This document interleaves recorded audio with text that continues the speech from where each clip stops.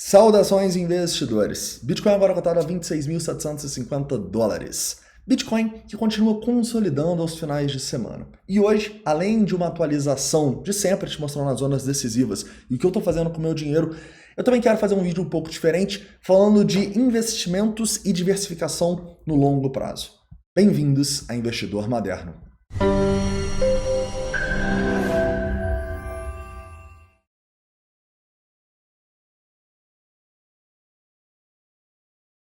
Investidores, primeiramente eu sei que a blusa é linda, tá?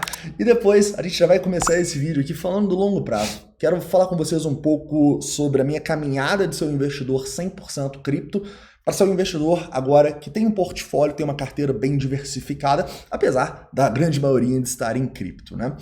Depois a gente vai para o curto prazo para falar aqui das perspectivas aí para o final de semana e para a abertura do S&P 500 amanhã, né? Inclusive tem live amanhã às 8 horas, Boteco Bitcoin aqui, tá bom? Para a gente falar sobre a abertura do S&P, não se esqueça.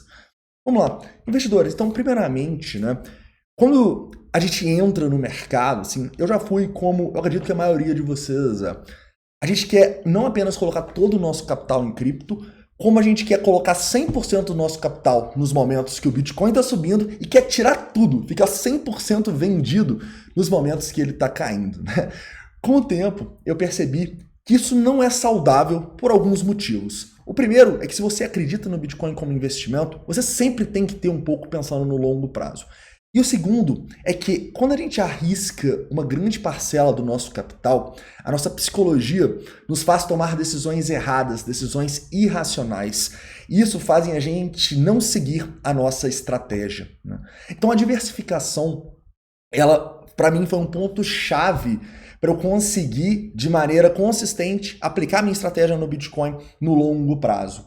Porque quando a gente aplica uma estratégia com rebalanceamento e você tendo a porcentagem que você quer ter no Bitcoin, você não precisa vender certinho no topo ou comprar certinho no fundo. Você só precisa seguir essa estratégia que vai te dar uma vantagem competitiva no longo prazo, né? Então, por exemplo, né, quando a gente estava subindo aqui em abril, quando a gente olha aqui dentro do membro do Gestão e Exposição, o que a gente estava fazendo? A gente estava vendendo. Pô, Pablo, mas você achava que o Bitcoin ia continuar subindo mais?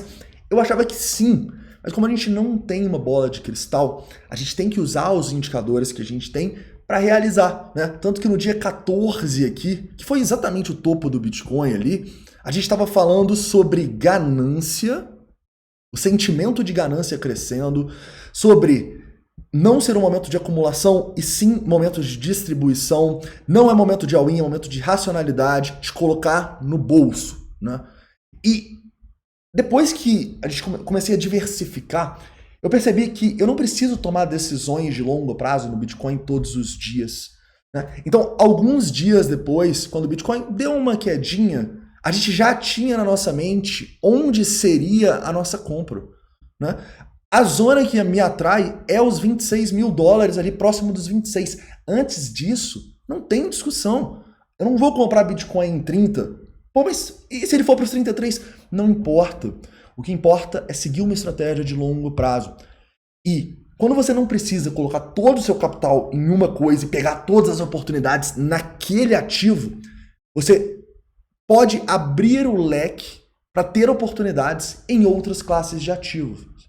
Então, quando a gente tirou essa necessidade de sempre estar 100% exposto no Bitcoin ou 0% exposto, né, tirando o longo prazo, obviamente, a gente começou a perceber que momentos bons de venda no Bitcoin podem ser grandes momentos de oportunidade de compras em outros ativos. Então, repara que no mesmo dia que eu estava vendendo Bitcoin aqui, eu estava comprando ouro. Na mesma semana que o Bitcoin estava nas máximas ali em abril, a gente tinha os fundos imobiliários nas mínimas. Olha só onde os fundos imobiliários estavam quando o Bitcoin estava fazendo a máxima dele. Estava em 2.700 pontos, hoje está 3.000. O Ibovespa, olha onde o Ibovespa estava, cara. O Ibovespa estava abaixo dos 100 mil pontos ali no começo de abril. Então, quando você diversifica, né, sem contar Nasdaq, S&P e outras classes de ativos que a gente investe, até as próprias altcoins. Quando você diversifica, você percebe que sempre vai ter oportunidades no mercado. Tanto de você colocar dinheiro no bolso quando o preço está subindo, tanto para você comprar ativos baratos quando eles estão caindo, né? E a partir de uma carteira diversificada, você consegue rebalancear e fazer as compras nos momentos corretos, compras e vendas nos momentos corretos, né? Então, assim, eu acho que todo mundo que não tem uma carteira diversificada deve pensar nisso, tá? Até o ponto que está te deixando confortável para seguir a sua estratégia sem nenhum viés, né? Porque quando a gente coloca muito dinheiro em uma coisa, a gente deixa de seguir a nossa estratégia e passa a seguir narrativas. Eu falo isso porque eu já fiz isso, caras. Eu já coloquei dinheiro demais no Bitcoin, ou de menos, e comecei a acreditar em qualquer analista que eu via, em qualquer indicador que eu via. Eu encaixava os indicadores naquilo que eu queria que acontecesse, porque eu coloquei muito dinheiro, eu estava muito envolvido nisso. Então a gente precisa tomar cuidado com isso. É só quando a gente coloca uma parcela do nosso capital que deixa a gente confortável que a gente vai tomar as melhores decisões e vai seguir a nossa estratégia sem vieses emocionais, correto? Então, acho que todo mundo deve considerar a diversificação, não necessariamente no mercado tradicional. Você sabe, né, que eu invisto no Brasil, eu invisto no S&P, Nasdaq, empresas de tecnologia. Minha carteira é bem diversificada. Isso aí vai do perfil de cada um. Mas pelo menos você diversificar em Bitcoin e dólar já é um bom primeiro passo, sabe? Não estar 100% comprado ou 100% vendido no seu capital especulativo, naquele capital que você precisa, é algo que eu acho que vai te ajudar a seguir uma estratégia sem cair no seu emocional, sem cometer erros seguindo narrativas. O que importa é a nossa estratégia, não a narrativa predominante. Beleza? Tranquilo, tendo isso em vista, né, vamos continuar aqui na nossa análise do Bitcoin, falando um pouco mais do curto prazo. Se ficou alguma dúvida sobre esse tema, caras, vocês podem mandar aqui nos comentários que eu posso gravar outros vídeos sobre, tá? Vamos lá. Investidores, então no 4 horas, né, vocês sabem que a gente está numa tendência de baixa no Bitcoin. Então, quando a gente traça esse Fibonacci aqui, a gente vê que a gente está testando justamente zonas de resistência.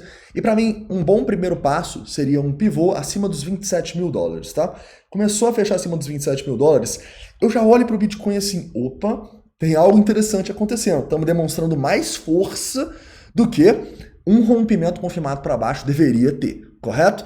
E se romper esses topinhos aqui, né, e romper realmente, pô, a gente consegue aqui passar, por exemplo, vai lá nos 28 e tal, fica aqui em cima, caras, para mim é uma reversão de tendência, que vai culminar nesse rompimento para cima, nesse padrão bullish que a gente está fazendo aqui, né, uma bullish falling wedge.